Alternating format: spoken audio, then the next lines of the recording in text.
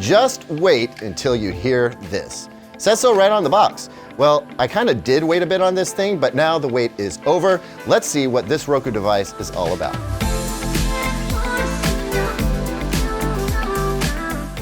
Welcome back, everyone. I'm Caleb Dennison, and today we're going to check out the Roku Streambar. It aims to upgrade your TV sound and become your new streaming device at the same time. So it's a multitasker for not a lot of money.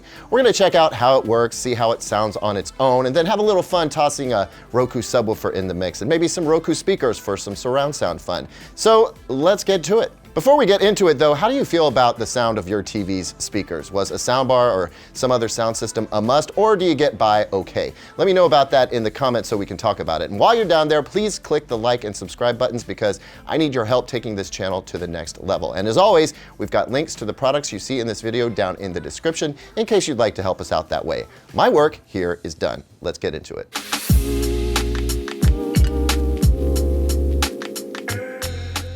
Roku being Roku, everything you need to get set up is included in the box. And that would include a power supply, AC cord, remote, batteries for the remote, and an HDMI cable as well as an optical cable. So Roku sticks with its theme of simplicity to an extent, but this is a pretty heavily featured soundbar, all things considered. For one thing, you get a voice remote, which I personally find more and more essential these days. For video, the Streambar supports 4K and HDR, and although it supports Dolby Audio, it does not support Dolby Vision.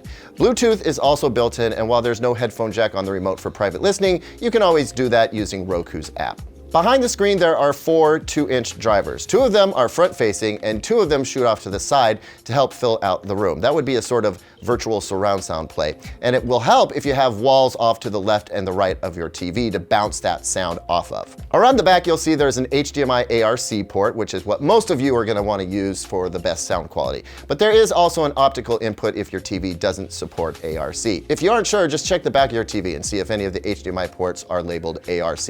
And if they aren't, use the optical connection. Setup is as simple as you might expect if you're familiar with Roku. Remember, this is a Roku streamer, so once you tune to the correct HDMI input, you'll go through the standard Roku setup routine. Pair your remote, choose your language, connect to the internet, and then it is update time. This part doesn't take very long. Just have a phone or computer handy to either log into your Roku account or create one.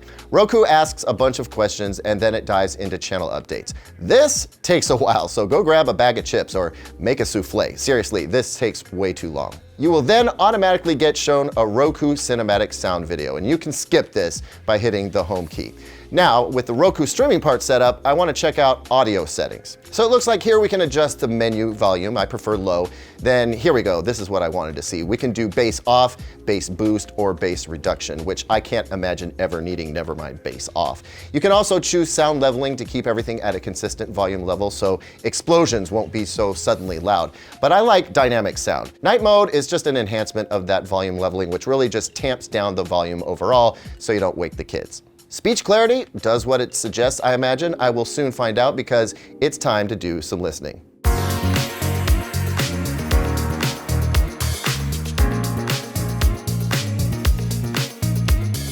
And I'm back. That was a lot of fun. Okay, so here's what I have to say about how the Streambar performs on its own. I'm pretty impressed. I expected the whole "it sounds bigger than it looks" thing because I've reviewed the Polk Magnify Mini and it is a master of that trick. But I didn't expect it to be very well filled out in the low end at all. And let me be clear, it is not a bass powerhouse by any stretch, but there was an element of punch I was not expecting. I listened to both music and movies, and outside of maybe some of Sony's best TVs, I would take the sound coming from the Streambar over any built-in speakers. The Streambar does not have a wide soundstage. I mean, it is convincing at offering room-filling sound, as it doesn't sound like everything is coming directly from the speaker, but there's not much in the way of stereo separation. And that's fine, because I didn't come into this expecting any.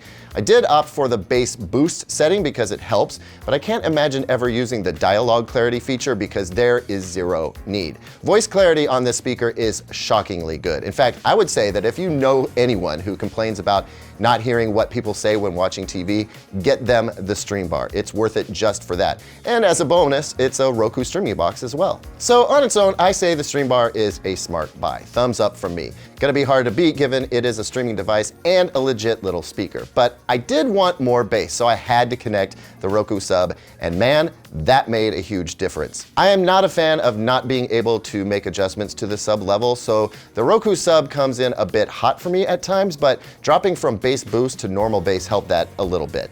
The speaker benefits greatly from the help of the sub, so if you put the two together, you're looking at just over $300, which gets you firmly into legit soundbar and wireless sub territory from makers like Klipsch. And yeah, I'd probably take the Cinema 400 over this arrangement, but again, if you're wanting the Streambar for its compact footprint and built-in Roku streaming, it's a competitive option in the audio department. Then, for even more fun, I added some Roku wireless speakers as surrounds, and while this was very fun to listen to, it sounded very authoritative and honestly fuller sounding than most bundled surround speakers that come with soundbars. You're looking at a system cost in the mid 400s, and when you spend that much, you have a lot of options. I probably wouldn't take it this far with a full-on Roku system unless I wanted the wireless speakers for another TV and just brought them in for fun surround on a separate TV. So the Streambar is great on its own. Definitely recommended for improving your TV sound and getting a streamer out of it at the same time. I love its big sound and small footprint. Bass heads, go ahead and add the sub. It really does bring blockbusters home. But I'd probably stop short of bringing Roku wireless speakers in as just surrounds. Thanks as always for watching, everyone. Do you think Roku has a future in the audio space? Let me know about that in the comments below. Please like and subscribe if you didn't already, and here's 2 other videos I think you'll like.